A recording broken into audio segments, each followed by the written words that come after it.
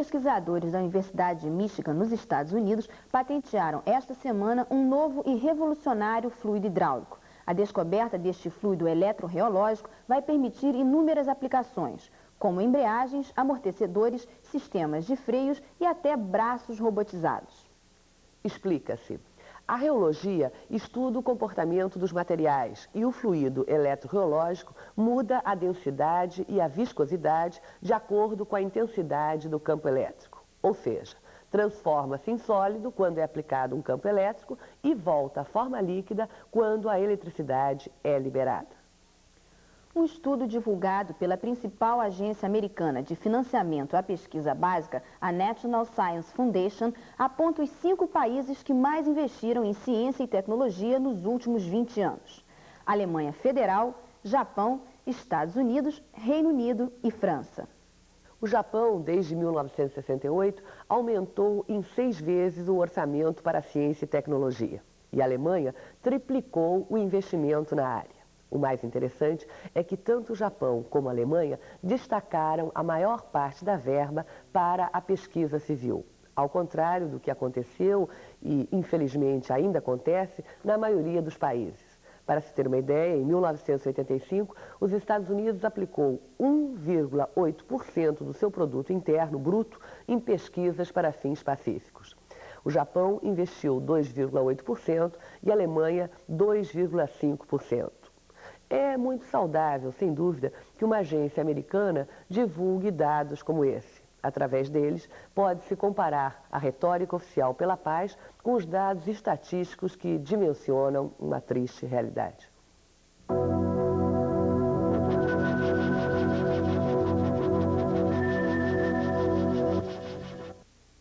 O Ministério das Telecomunicações reconhece: o Brasil ainda não atendeu às necessidades básicas da população no que diz respeito a uma rede telefônica completa e totalmente acessível. Mas ainda assim, o país desenvolve pesquisas visando acompanhar o avanço das telecomunicações no mundo. Um exemplo foi a realização recente da América Telecom. Pela primeira vez, a União Internacional de Telecomunicações promove um evento do gênero na América Latina, reunindo empresas e especialistas do mundo inteiro. As novas tecnologias que nós temos tido chance de ver hoje na América Telecom são para um pouco mais para frente. Nós não pretendemos, não devemos imaginar que essas soluções tecnológicas que estamos assistindo hoje aqui serão possíveis no curtíssimo prazo no país. O nosso problema básico ainda é suprir de telefone a população. Mas é sempre útil, é sempre importante que a gente mantenha contato com o que o mundo está fazendo. Está fazendo de novo, está fazendo de alta tecnologia, de tecnologia de ponta. O principal projeto estudado na América Telecom foi a implantação da RDSI, Rede Digital de Serviços Integrados. A RDSI permite que, em uma só tomada, o usuário possa ligar um telefone comum, um facsímile, um microcomputador ou um videotexto. Este sistema digital integrado já existe em países como Japão, Estados Unidos e Alemanha. Ângelo, que terminais podem ser acoplados a esse sistema integrado digital? Bom, esses terminais IST, né, eles são acoplados à central de comutação via as interfaces padronizadas NT100. Elas permitem você acoplar até um máximo de 9 desses terminais. Se você tiver um outro aparelho, por exemplo, um aparelho telefônico normal, analógico, você já faz o uso dos terminais adaptadores, né? Esses terminais adaptadores, eles se conectam também à interface padronizada para que os mesmos tenham acesso à central e posteriormente se comunicar com os outros terminais. Quer dizer, tanto você pode acoplar um micro como um facsímile, como um telefone comum. A Embratel e todo o sistema Telebrás estão trabalhando na rede digital do sistema integrado desde 1984 e a partir de 1991 uma rede piloto estará ligando São Paulo, Rio de Janeiro, Belo Horizonte e Brasília. Para 1992 está previsto o início da operação pré-comercial. Uma rede digital permite, por exemplo, o funcionamento de um aparelho como esse, o videofone. Esse é o videofone, um telefone do futuro, um aparelho que está em fase experimental no Japão. É muito simples. A gente tira do gancho, digita o número, ele faz a ligação e a imagem da pessoa que está falando aparece na tela, juntamente com a imagem da pessoa que recebe o telefonema. A gente vai conversar com Sérgio Izumi pelo telefone, pelo videofone. Sérgio, como é que é possível que esse telefone possa funcionar? Bom, esse telefone basicamente é interligado à rede digital de 64 kilobits por segundo, e sendo que a imagem em 48 kilobits e o vídeo em 16 kilobits, ok? Esse telefone ainda aqui no Brasil seria uma coisa realmente muito avançada até demais, né? Quer dizer, a rede física comum do telefone não pode ser adequada a esse aparelho. Esse aparelho exige uma rede digital de sistema integrado. Exatamente, exatamente. Essa rede está em funcionamento no Japão? No Japão já tem uma rede, uma rede assim já totalmente montada, né? Uma rede integrada. Agora aqui no Brasil está previsto em funcionamento em 1995. E só aí que nós podemos utilizar esse tipo de aparelho. O Brasil certamente precisa percorrer um longo caminho para alcançar o avanço no setor de telecomunicações de países desenvolvidos. Mas esta é uma iniciativa primordial, porque mais do que nunca nestes tempos modernos vale o conselho de um homem que entende do assunto. Quem não se comunica, se trumbica.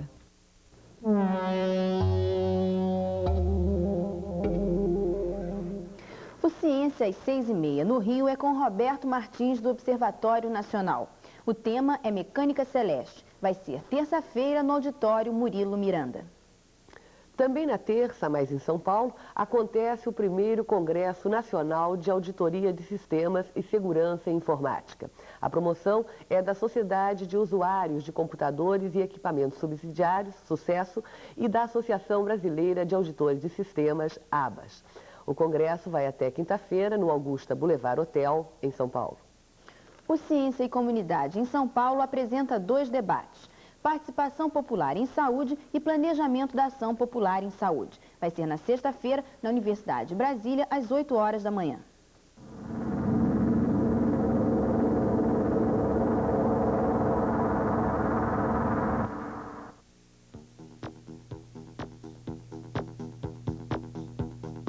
As florestas tropicais cobrem apenas 7% da Terra, mas esse número está diminuindo muito por causa do desmatamento.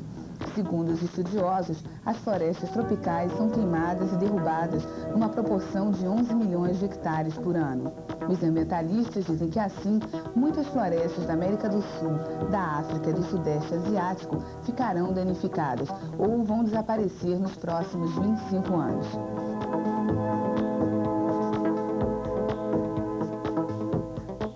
A destruição das florestas tropicais está causando a perda de muitas espécies, como, por exemplo, a população mundial de gorilas, que é a espécie mais ameaçada dentre os macacos. Para se ter uma ideia, 90% dos primatas vivem nas florestas tropicais e 15% corre risco de extinção.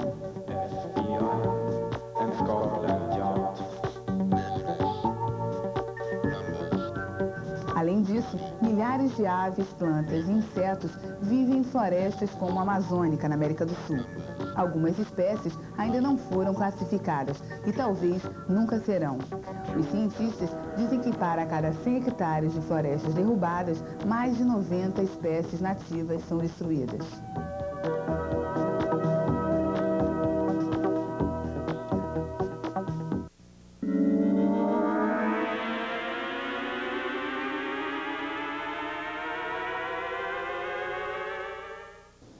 O tratamento da diabetes ganhou um aliado forte. A tecnologia vai ajudar num projeto que vai melhorar ainda mais esse tratamento. O professor Daniel Benchimol está coordenando esse projeto criado aqui no Rio para tentar modificar. O que será essa pesquisa, esse projeto, professor? Esse projeto é destinado à população de uma maneira geral, não há nenhum pré-requisito de nenhuma vinculação a órgão de saúde e vai ser realizado no Instituto Estadual de Diabetes e Endocrinologia, no Rio de Janeiro, que fica na Rua Moncorvo Filho, número 90. Esse projeto se destina a dar um atendimento a crianças e adolescentes diabéticos que contarão com uma equipe interdisciplinar de saúde através de um sistema de processamento de dados para facilitar esse atendimento. Sim, mas além da questão do computador que vai acompanhar durante 2 anos, é verdade? Pois não. Esses pacientes, esses 50 pacientes que vocês vão determinar, como é que vai funcionar o resto? Parece que tem kits, tratamentos novos, ou seja, a tecnologia está entrando mesmo na pesquisa. Na realidade, o sistema de informática ele vai desempenhar uma série de funções. Ele vai desempenhar uma função de agenda médica. Na realidade, ele vai marcar os exames, marca as consultas serão frequentes, uma a cada 15 dias, e esses pacientes vão receber, através da impressora do computador, uma série de formulários informativos, quer seja sobre a sua dieta, quer seja sobre a manipulação de insulina, conservação de insulina, as instruções de uma maneira geral dirigida ao doente e à sua própria família, assim como ele vai poder ter um autocontrole da sua doença.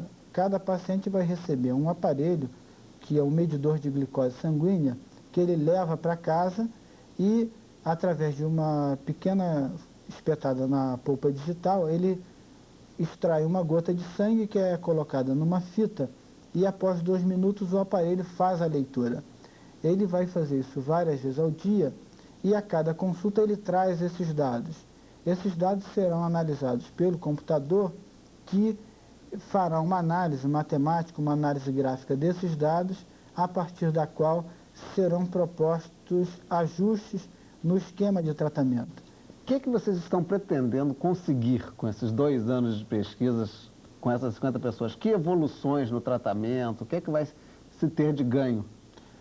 A intenção é que o número de complicações agudas, quais sejam as intercorrências infecciosas, as infecções, os comas diabéticos, quer quando o açúcar sobe demais, quer quando o açúcar cai demais na hipoglicemia, e as complicações crônicas a nível ocular, a nível circulatório, a nível renal, possam ter uma prevalência bastante reduzida. E nós acreditamos que com controle mais de perto e com uma análise mais aprimorada dos dados, nós vamos poder evitar esse número tão frequente, infelizmente, de complicações que ocorrem. E o que nós queremos estudar é o potencial de utilização de uma tecnologia de ponta para uma população que sempre foi alijada de uma medicina moderna. Na realidade, sempre ficou a medicina moderna para uma classe A e a medicina, digamos, alternativa para uma classe C. Na realidade, nós queremos trazer uma medicina de ponta para uma classe C e nós vamos inserir daí a possibilidade do bom uso de uma medicina para todos, quer dizer, para o indivíduo humano e não para uma divisão de castas. Vamos esperar então que tenha sucesso a pesquisa, que daqui a 2 anos eu possa voltar aqui para nos dizer os resultados. Estou certo que sim.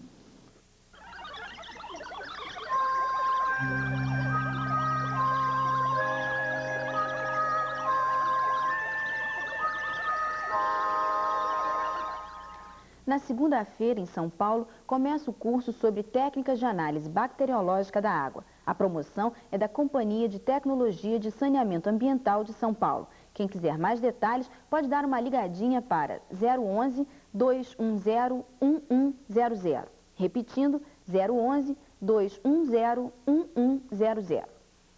Ainda na segunda, às 8h30 da manhã, um curso sobre deposição e corrosão em equipamentos térmicos. Vai ser na Escola de Química da Universidade Federal do Rio de Janeiro, na Ilha do Fundão.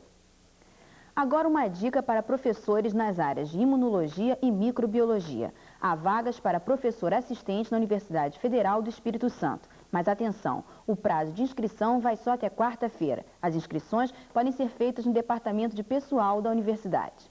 Estão abertas as inscrições para o curso de Planejamento e Tecnologia da Habitação 88. Podem se inscrever profissionais de nível universitário ligados à pesquisa habitacional. Os interessados devem ligar para 011 268 221. Repetindo, 011 268 221.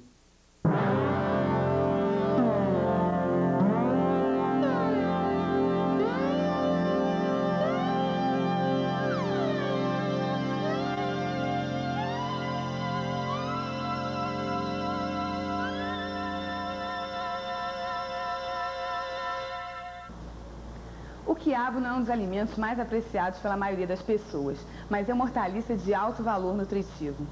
O que você não imagina é que o quiabo está sendo usado para fins industriais. Vamos ver como é que isso acontece aqui na Embrapa, empresa brasileira de pesquisa agropecuária. Com a baba do quiabo, faz-se uma goma usada como aditivo espessante de alimentos para aumentar a viscosidade. O processo de obtenção é simples. Retira-se as sementes e os frutos são colocados na estufa para secar. Após a moagem, obtém-se uma farinha que fica de molho na água durante algumas horas para depois ser submetida à centrifugação. Daí, ela é misturada com álcool, purificada e moída. O resultado é um pó fino, chamado de goma. Do quiabo também aproveita-se as sementes. Esta semente inicialmente é moída para a obtenção de óleo e feita a extração deste óleo com solvente, por esse extrator. Esse óleo, após análise da composição de ácidos graxos, demonstrou ser semelhante ao algodão. Nós obtivemos aqui um subproduto, que é uma farinha desengordurada, cujo teor proteico é alto, e ela se torna semelhante à soja. Desta semente também, nós podemos obter uma bebida semelhante ao café, que hoje já é utilizada no Nordeste. Essa semente pode ser torrada e moída e consumida como café.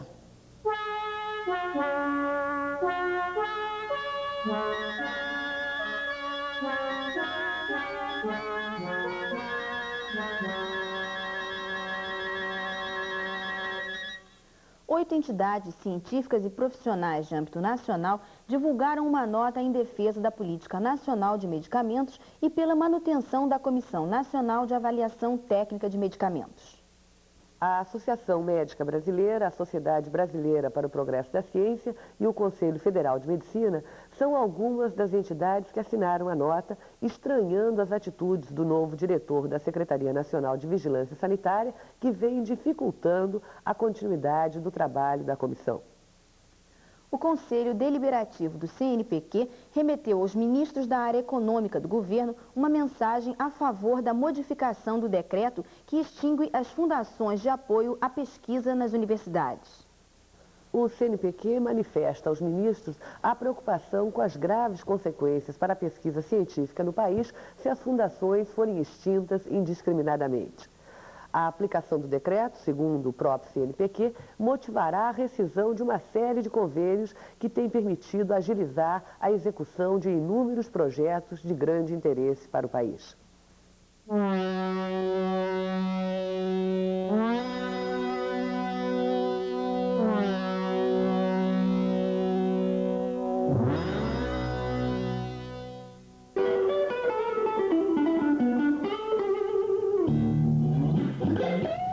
A ferramenta de trabalho de Celso Dusboy e Herbert Viana não funciona apenas com a técnica e as invenções sonoras dos dois músicos.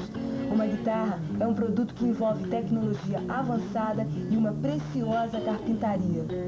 Bom, então tudo começa aqui, com a madeira escolhida para fazer o instrumento. Como é que vocês escolhem a madeira, Márcio? Bom, é necessário para um bom instrumento que ela seja seca, a madeira mais seca possível, entendeu? Que importância que tem o corpo da guitarra, a madeira, no resultado final, no som que a guitarra vai emitir? Bom, um instrumento, né, a madeira sendo uma madeira nobre, tá, a qualidade sonora é influenciada da seguinte forma: a densidade dela faz com que o sustain, o que a gente chama de sustain, é a capacidade do instrumento de manter o som tocando, né? Você toca uma nota, ele se estende, né? Então, quanto mais densa a madeira, melhor qualidade nesse sustain. E a forma como ela é trabalhada, lixada, tudo isso influencia? No som nem tanto. Aí já entra mesmo a questão de desenho, né? Aquela coisa estética e o conforto, né? Ela ser um instrumento anatômico, né? Uma coisa assim que você não tenha o cansaço de tocar, né? E que te dê mais agilidade. Exato, também. exato. A equipe da Brancati Luthiers é formada por 6 rapazes: Márcio, Marcelo, Hilton, Sérgio, Ricardo e Cláudio, com idades que variam de 17 a 26 anos. Eles dividem entre si o trabalho de marcenaria, laqueado, parte elétrica, todas as fases para a confecção do instrumento. A fábrica da Brancati fica no bairro da Piedade, no Rio de Janeiro, e conta com algumas ferramentas e muita vontade de criar uma guitarra de padrão internacional como a Gibson, Fender ou Jackson.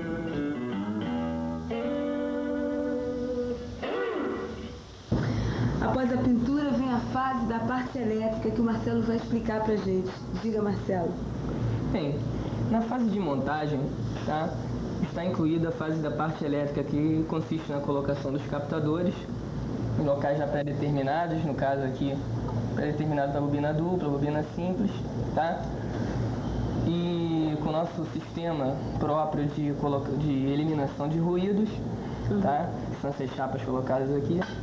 E depois, ao virar a guitarra, nós colocamos aqui o final da parte elétrica, que seriam os potenciômetros, chaves e as adaptações. No caso, poderiam ser parte elétrica simples ou ativas.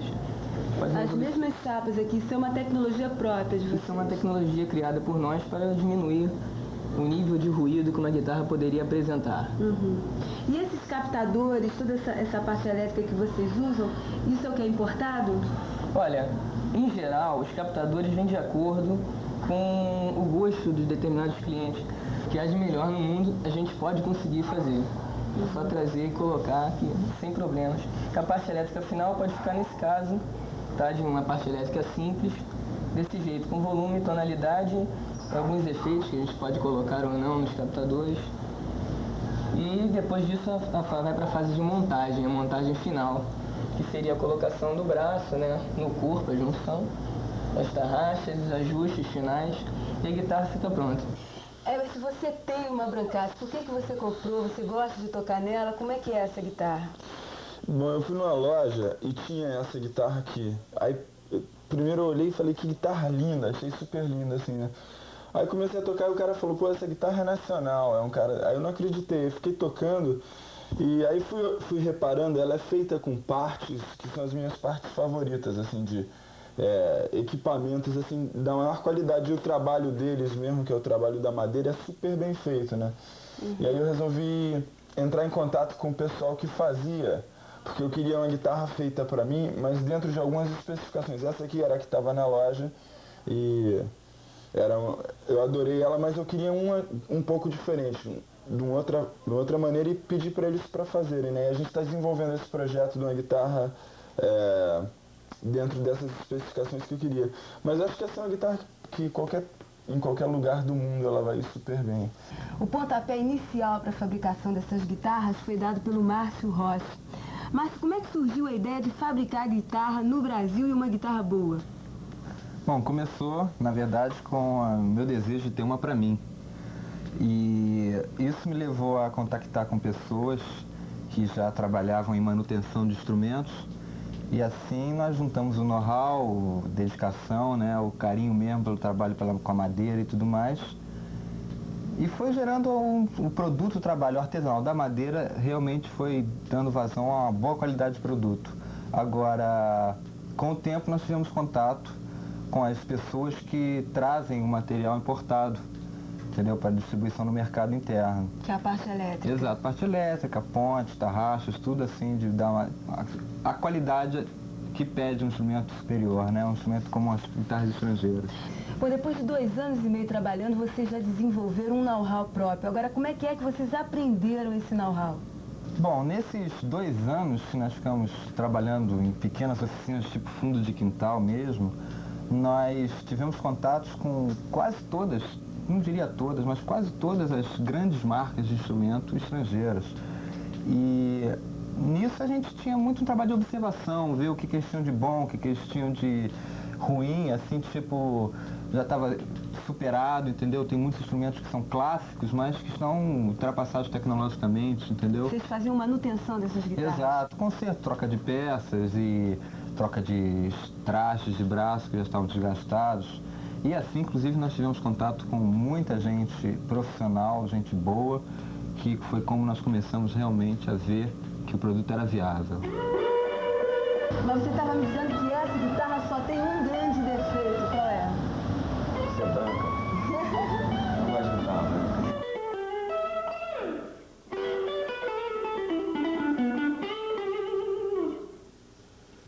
A usina nuclear de Shoreham, em Nova York, vai ser abandonada e desmontada mesmo depois de totalmente concluída. A falta de segurança da população local em caso de acidente determinou o fechamento. Para terminar, essa notícia cai bem, ainda mais que este domingo é o Dia Mundial do Meio Ambiente. Daí, ficamos com essa mensagem de vitória do Movimento Ecológico Internacional, que não desistiu até ver o fim de uma séria ameaça à vida.